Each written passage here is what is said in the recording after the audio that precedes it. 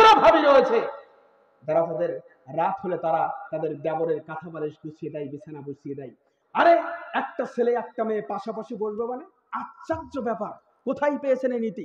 আপনি আব্দুল্লাহ, আহা, আপনার বাপ ভালোবেসে আপনার আব্দুল্লাহ নাম রেখেছে, আপনার মেয়ের নাম আমিনা, আয়েশা, মারিয়াম।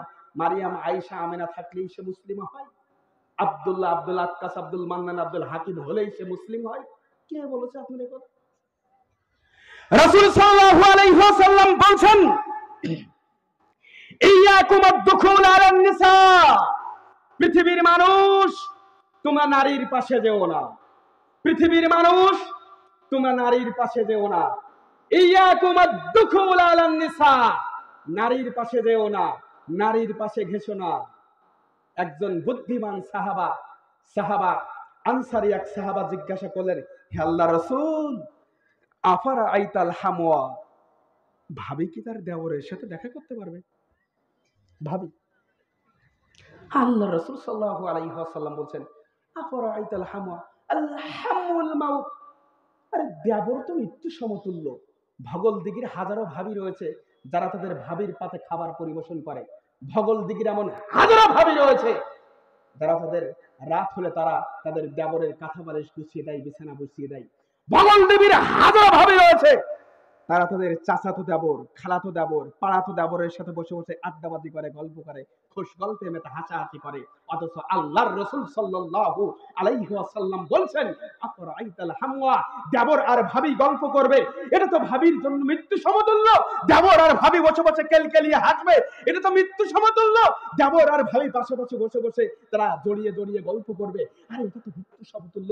আফরাইতাল হামওয়া, একটা ভাবির জন্য একটা দেবর তো মৃত্যু, মৃত্যু, মৃত্যু।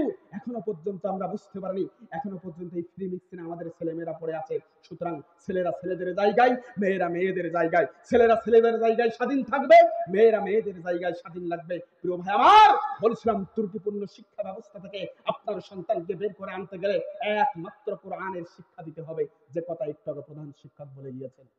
আমরা কোরআন পড়তে পারি কে কে? হাত তুলি তো ইনশাআল্লাহ। মাশাআল্লাহ। তবে আশা অনুরূপ হাত উঠিনি। অধিকাংশ মানুষ আমরা কোরআন কি করি না।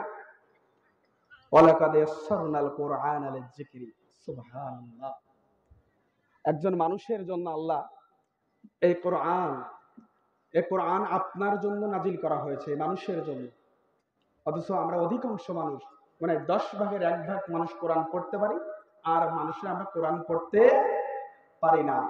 মা বোনদের মধ্যে যদি জিজ্ঞাসা করে, অধিকাংশ মা বোন কোরআন পড়তে পারি কেন? ওই মা বাপেরা কোরআন শিখিয়েছে, যদি মেয়ে দেখতে আসে যে কোরআন যদি পড়তে না পারে সমস্যা না, তো ওই মেয়ে ওই দিন সূরা ফাতিহা পড়ে আর 4 কুল পড়ে আয়াতুল কুরসি পড়ে রেখে দিয়েছে, ও এখন আর কোরআন পড়ে না। আগেকার আমলে মা বোনেরা আপনারা একটু কোরআন পড়তে পারেন, কিন্তু আপনাদের মধ্যে স্টাডি নেই, ধারাবাহিকতা নেই। আগেকার আমলের মা বোনেরা, মা চাচিরা দেখতাম যে তারা সকালে কোরআন তেলাওয়াত করতো না, কিন্তু এখন করে। ইন্না কুরআনাল ফাজরি কানা মাশহুদা, পৃথিবীর মানুষ ফজরের কোরআন তেলাওয়াত হচ্ছে দলিল, ফজরের কোরআন তেলাওয়াত হচ্ছে সাক্ষী। সুবহানাল্লাহ বলেন। এখনকার বউরা, এখনকার মাঝিরা ফজরের কোরআন তেলাওয়াত করে? সব আলট্রা মডার্ন। সুতরাং কোরআনের তেলাওয়াত ব্যতীত, কোরআনের শিক্ষা ব্যতীত আপনি কখনো পারফেক্ট মানুষ হতে পারেন না। বাবুল ইলমু ক্বাবলাল কওলি ওয়াল আমালি, ইমাম বুখারী রাহিমাহুল্লাহ বলেছেন, তুমি তোমার কথা এবং কাজের পূর্বে তুমি জ্ঞান অর্জন করো। কেন? যেই কথার মধ্যে জ্ঞানের প্রয়োগ থাকে ওই কথার মূল্য রয়েছে, যেই কাজের মধ্যে জ্ঞানের প্রয়োগ রয়েছে ওই কাজের দাম রয়েছে, ওই কাজের মূল্য রয়েছে। এজন্য শিক্ষিত একজন মানুষ উনি বলছেন, বাবুল ইলমু ক্বাবলাল কওলি ওয়াল আমালি, পৃথিবীর মানুষ তোমরা কথা বলার পূর্বে, তোমরা কাজ করার পূর্বে তোমরা আগে জ্ঞান অর্জন করো। বলেন তো জ্ঞানের সর্বশ্রেষ্ঠ মানদণ্ড কি? কথা বলেন, কথা বলেন।